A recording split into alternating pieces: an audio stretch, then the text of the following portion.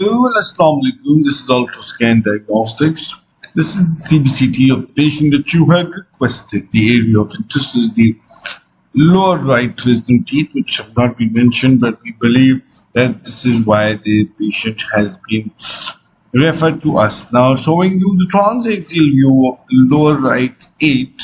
As you can see, this is a horizontal impaction with just a slight portion of the crown extending outside the bone, whereas the rest of the tooth is well within the body of the ramus. And as you can see, at the mid-root level, the mesial root comes in extremely intimate contact with the inferior alveolar nerve, as you can see right there. As we move further distally, we can see that the inferior alveolar nerve goes buccal, whereas the wisdom tooth goes lingual, as you can see right here.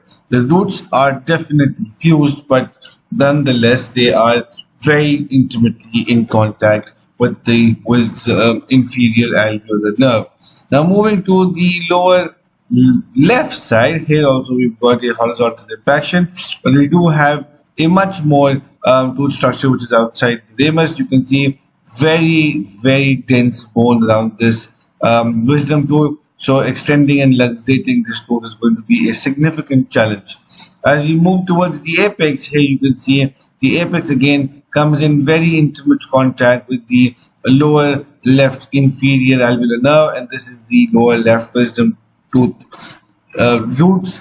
And as we go towards the apex, again the roots are compressing the nerve canal. They're not looping around it, but they're definitely compressing the nerve canal. Now, an axial view, you can also see a much better situation where the nerve on the left side, you can see the nerve is also very closely associated, and on the right side you can see the nerve is also very closely associated. So if you have any further questions, something also very interesting that you can see in this tooth is the presence of a milk tooth in the anterior region right here. So this is a deciduous tooth, whereas the permanent lateral incisor is positioned lingually. Thank you very much.